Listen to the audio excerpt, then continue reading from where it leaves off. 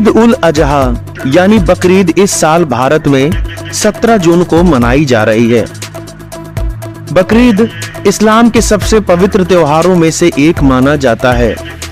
बता दें कि इस्लाम में साल भर में 2 ईद मनाई जाती है। एक को मीठी ईद कहा जाता है, दूसरी को बकरीद के नाम से जाना जाता है। ईद अपना कर्तव्य निभाने का और अल्लाह पर विश्वास बनाए रखने का त्योहार है। बकरीद के मौके पर बकरे की कुर्बानी दी जाती है। इस्लामिक कैलेंडर के अनुसार इसे आखिरी महीने के 10वें दिन मनाया जाता है। बकरीद में जिन बकरों की कुर्बानी दी जाती है उनके दांत गिने जाते हैं, लेकिन शायद आपको इसकी वजह नहीं मालूम होगी। तो चलिए आपको बताते हैं कि बकरीद पर बकरे के दांत क्यों गिने जाते हैं। ऐसा इसलिए माना जाता है कि केवल 1 साल के बकरे की ही कुर्बानी दी जानी चाहिए।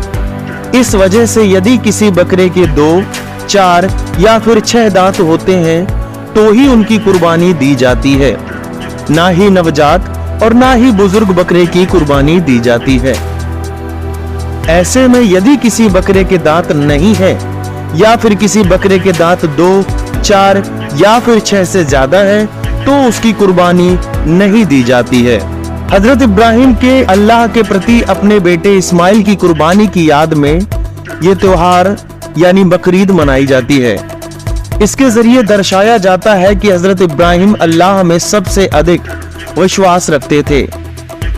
दरअसल अल्लाह पर अपने विश्वास को दिखाने के लिए उन्होंने अपने बेटे इस्माइल की कुर्बानी देनी थी। हालांकि जैसे ही उन्होंने इसके लिए अपनी तलवार उठाई, वैसे ही उनके बेटे की जगह एक दुम्बा, जो कि भीड़ जैसी प्रजाति होती है, वो आ गई और उनके बेटे की जान बच गई। इसी कहानी के आधार पर हर साल बकरीद के मौके पर जानवर की कुर्बानी दी जाती है। हालांकि इसकी कई और कहानियां भी कही जाती हैं। इसे 3 भागों में काटा जाता है। एक भाग गरीबों को, दूसरे दोस्तों और रिश्तेदारों को और बचा हुआ भाग परिवार वाले खाते हैं।